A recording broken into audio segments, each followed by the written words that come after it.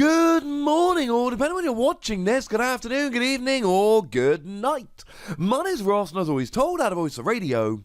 So today, we need to take a look at the first ever Boltund card that we've ever seen. Now, this is one of those Pokemon that was on my team for my initial playthrough Sword, and I'll be honest with you, I've only ever really called him Yampy Boy before. But apparently his name is Boltund. Or her name. So, what do we have? Well, we got a dog, and we got a stage 1 with 130 HP, which is what we're looking for. That's what we see with stuff like Naganadel.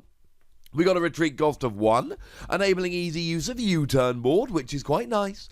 And we have an expected weakness to fighting, which isn't ideal, but I don't know. I mean, the good news is that at the moment, decks like Pikachu and Zekrom, especially after the results this weekend, really do seem to be seeing a downturn in play, which will hopefully make a fighting weakness a little bit less relevant moving forward.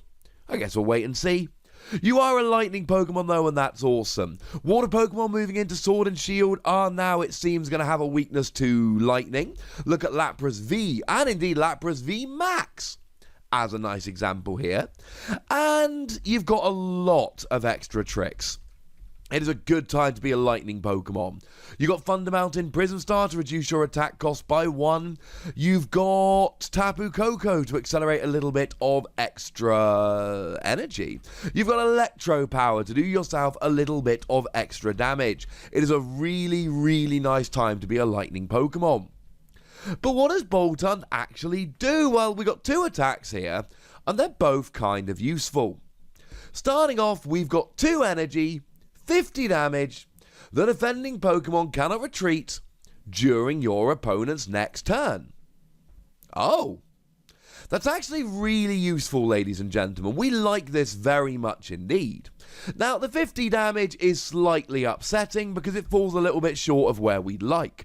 Sure, you're going to be getting Ditto Prism Star, and that's going to remain a Pokemon we see a huge amount of love for in pretty much all tournaments from here until rotation. Outside of that, I mean, the thing is, we've got some evolving Pokemon you will get. So I told you the other day that Frostmoth is looking really good. It's got an amazing ability that lets you attach as many water energy from your hand as you like to your benched water Pokemon during your turn. It's a really good ability. And it evolves from Snom, and Snom is one of my very favourite Pokemon from Sword and Shield, but Snom has 50 HP. Which means those kind of Pokemon you will be getting. But generally we're looking at your 60 HP Pokemon like Inkay, your 70 HP Pokemon like Poipole, and they're just out of range. You're not getting those Pokemon, and it's kind of sad and it's kind of upsetting, but it's just the way it is, unfortunately. You're not getting enough KOs with this. But you are stopping your opponent retreating. Now, I've long told stories about my love for Gabite and the wins I got with him while playing my old Garchomp deck. If you time it correctly, this can win you games. If you can make sure that your opponent is out of switching cards and don't have enough energy to retreat, you can get your opponent stuck in the active, and that's kind of hilarious. I won a mirror match when I was playing Garchomp because my opponent had a Hawlucha, and Hawlucha has a resistance to fighting, and I did 20 damage. So I did nothing against the Hawlucha. Hawlucha couldn't retreat because Gabite stopped them, and my opponent, because all the Pokemon in their deck had free retreat, didn't play any switching cards. That's the kind of thing you can do with this kind of attack on Boltund here. Find your opponent in a situation where they're unable to switch, stop them retreating, and then just wait for them to run out of cards and lose the game. It can be fun, but it's not the main reason we would play this. The main reason that we would play this is for the second attack.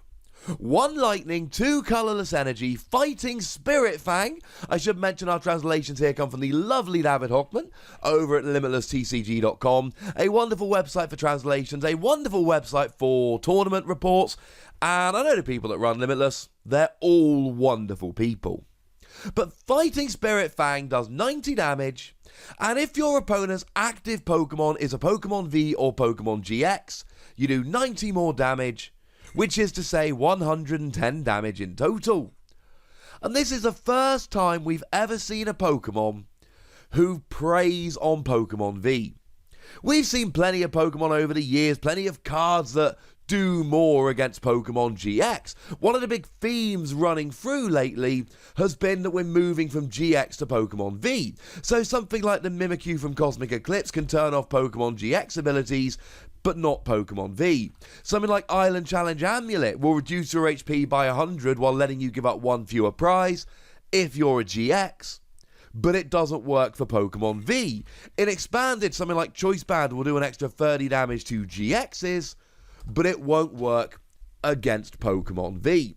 And that's been a bit of a theme running through lately. But now we've actually got a Pokemon that preys on Pokemon V, which really leaves the questions of how can we get the energy on there, and is 180 damage enough? Now, in terms of the is 180 damage enough, please do remember that we've got Electro Power. And this is one of those situations, this is one of those Pokemon where Electro Power makes an absolutely phenomenal difference. I mean, if we look at GXs, your average basic GX is going to be something like Keldeo or Blacephalon. We're looking somewhere around 180 HP. So you'll be getting a KO on them and that'll be fine. But your average stage 1 GX is something like Naganadel or Silvally, coming in at 210 HP. Oh look, an extra 30 damage from Electro Power and you've gone from not getting a KO to getting a KO. And that's very, very, very important here. You're getting those KOs. If you look at Pokemon V, you've got some on the lower end, like Indeedee V. Where will you be getting a KO? Indeedee you will. But then we've got a whole bunch where you're out of range, a whole bunch that are just a little bit too much. Now obviously if you're against something like Lapras where you're hitting weakness, job's a good un, you're good to go. But something like Tapu Koko V for instance, you should be 20 damage short. But now you add in one Electro Power, you do 200, you get the KO.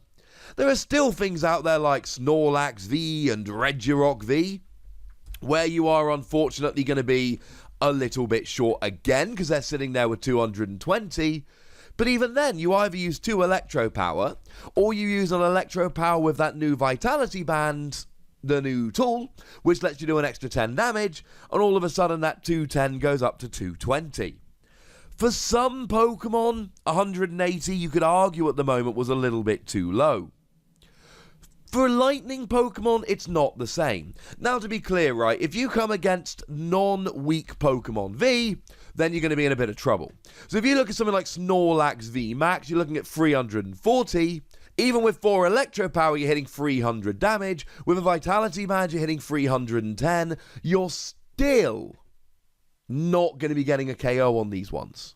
You're still going to be a little bit short.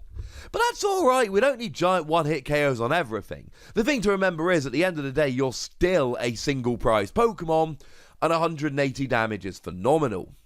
In terms of the attack cost, we got Thunder Mountain, brings it down to 2 colourless energy. We got Tapu Koko to accelerate energy on there. You can use triple acceleration energy, and honestly, if you want to roll with Boltund here, you're absolutely fine. Even if you don't want to go a little bit weird and use stuff like Welder or Malamar, which you are able to do so, you're still going to be fine. Tapu Koko Prism Star and a triple acceleration energy. Or Thunder Mountain and a triple acceleration energy. Or Thunder Mountain, Tapu Koko Prison Star and an energy from your hand, etc, etc. Getting the energy on here isn't a problem.